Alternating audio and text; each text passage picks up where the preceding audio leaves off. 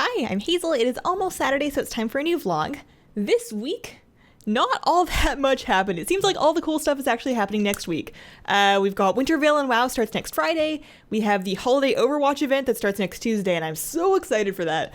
I have an Overwatch skins addiction, and I need to know what the new ones are so I can figure out how much time I'm gonna have to spend playing Overwatch to get them all. I think there's new Pokemon Go Pokemon coming out on Monday, I think. I feel like I read a tweet that was something to do with that. I know I still play Pokemon Go. It seems kind of crazy considering how cold it is outside, but I mean, I have gloves and they're touchscreen gloves. I can still use my phone. It's fine. So yeah, it seems like all the cool stuff is happening next week. Not that much actually went down this past week, but there's still some stuff to talk about.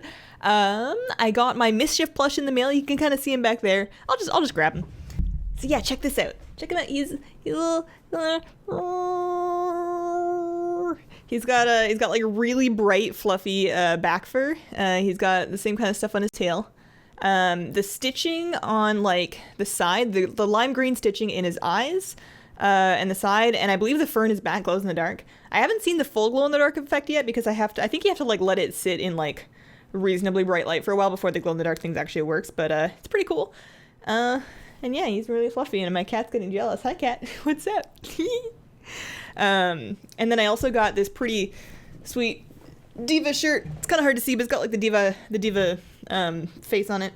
And now that I have one of them, I do kind of want more Overwatch shirts. The last shirt that I bought from the Blizzard Gear Store was the Alliance tank top that I wear occasionally. It's like got stripes in the back.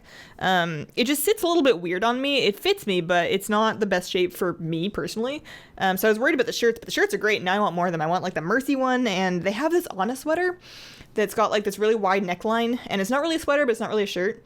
And it's been sold out forever, and I like have a ritual of checking it like every day to see if they have restocked it yet.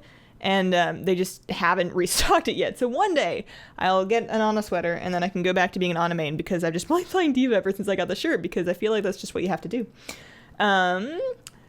So, oh yeah, related to all of that. Also, are you guys seeing my cat right now? Oh my gosh, kitty, what's up? I still love you. I can love WoW plushies and you. Your nose is kind of wet on my elbow. You can just stay there, that's fine. Oh my god, completely 100% distracted. What's up, baby? Hi. Oh yeah, so the related thing was a couple of the videos that I did last week, the cookbook review and then the gift ideas were a little bit like product focused, and I just want to reassure you guys that I didn't get paid for any of that. I didn't get sponsored.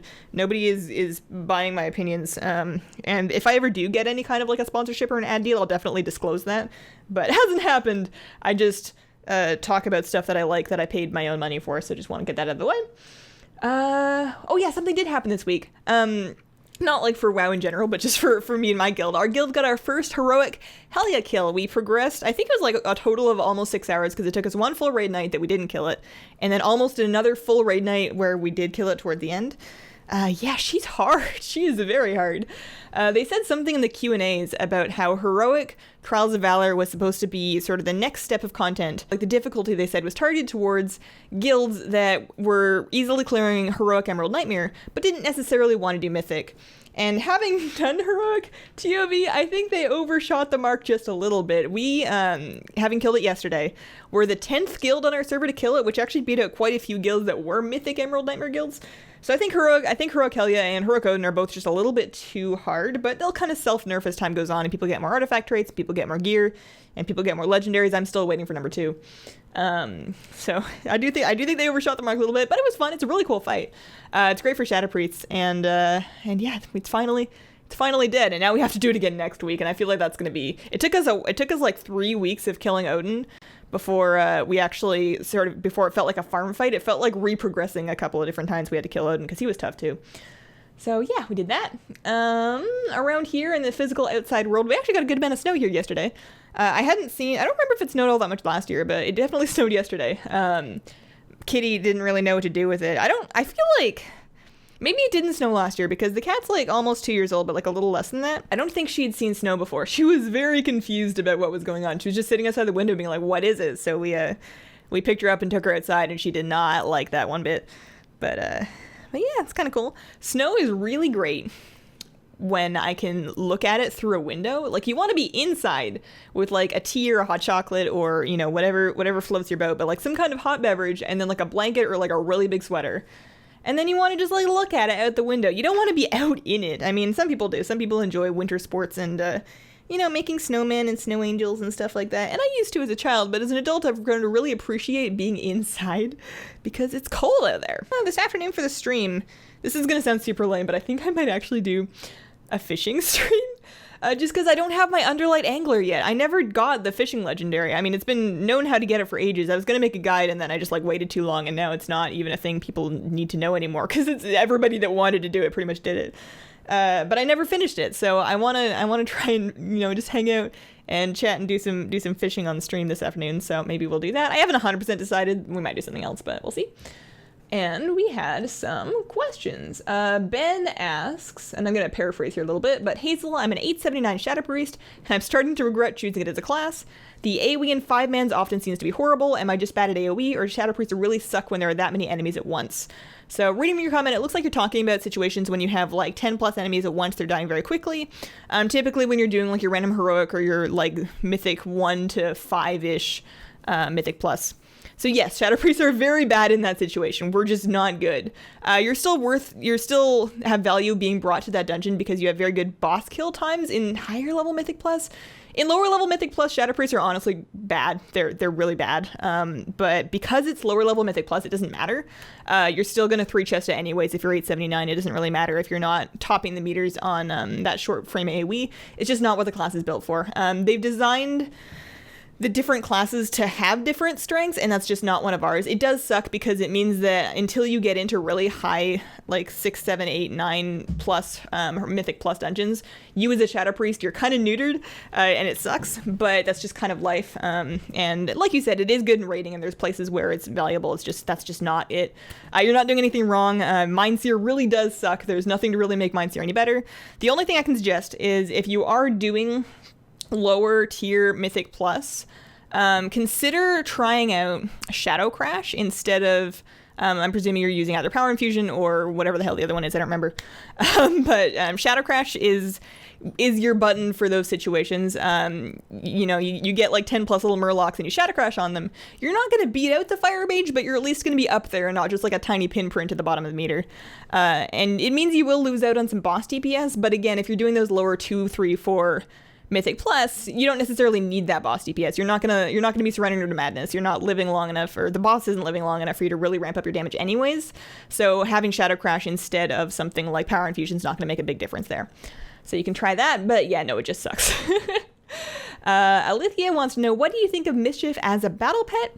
So I took a look at his moves, and I talked a little bit about that in the Mischief specific video, so you can check that out if you want to see like the combos that I talked about that he had on him.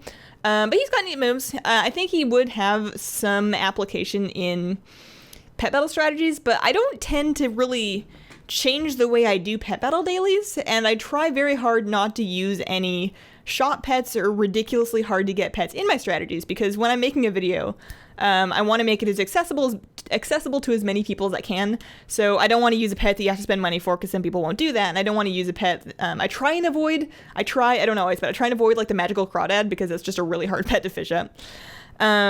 So because my strategies are already done, and because he's a shot pet, and therefore I wouldn't put him into a strategy anyways, even if he is good or better at a fight, I'm probably not going to find out, because at this point in the expansion, I already have all of the teams that I put into videos sort of set up and rematch. So I roll up to the pet tamer, you mouse over him, and then the rematch add-on loads my team already. And I already know how to do it. I'm not really interested in relearning it, even if it might be better. So I think he is a good battle pet. I'm excited to kind of mess around with him a little bit in PvP pet battles, but I don't tend to spend too much time looking at how shot pets do in battle, because I'm not generally going to be making guide videos that feature them so as to be more inclusive to everybody, if that makes any sense. Tiny Bree asks, hey Hazel, do you know of any add-ons that auto-do raid chat options? I know it's possible because I have quest add-ons that have done it, but only in regards to quests. I have no idea. I don't know. I've never used an add-on like that before, but I'm still going to put the question in the video just because maybe somebody watching does have an add-on for you. Maybe somebody has had that problem and solved it. I haven't, but hopefully you can find some help in the comments here. And then And Rusher wants to know, hey Hazel, what do you think about sexism in video games? Do you think it's not being taken seriously? If yes, why? So this is a really big question, and I'm honestly not going to get too deep into it just because gender issues are really politically charged right now, and it's just like a bear that I don't really like to poke. I will say that regarding sexism in video games, my experience as a woman, I don't think I've ever really felt discriminated against by a game just the way it is. Like if I am playing a game and I see in the art that a female character is made to be super sexual, that doesn't really bother me personally because there's usually either a different game I could play or a different character I could choose that has a different kind of fantasy. Overwatch is a really great example. You've got a lot of characters that are pretty sexy, but you've also got characters that are really strong and characters that are cool in different ways. So I've never played a game and felt like, man, this makes me feel like less of a person. But I have had interactions with other gamers within a gaming space that have made me feel like that. So I would say that most of the sexism in video games that I've encountered personally hasn't really been from the games or even the industry, but just from other people. Definitely not everybody, certainly not a majority of people, but it does happen and it sucks.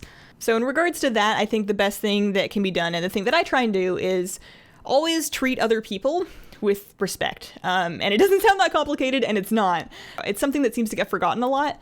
So that's just the thing that I try and hold on to. Anyways, there's probably a lot more that I could say on that subject, but I don't really want to get into it, and I'd really hate to accidentally say the wrong thing or say something I don't mean. So I'm gonna leave it at that. But I tried. And that has been my week. If any of you have any questions you would like answered on a vlog, just leave them as comments on the most recent vlog. Thank you guys for watching, and I hope you have a wonderful, wonderful day. Bye.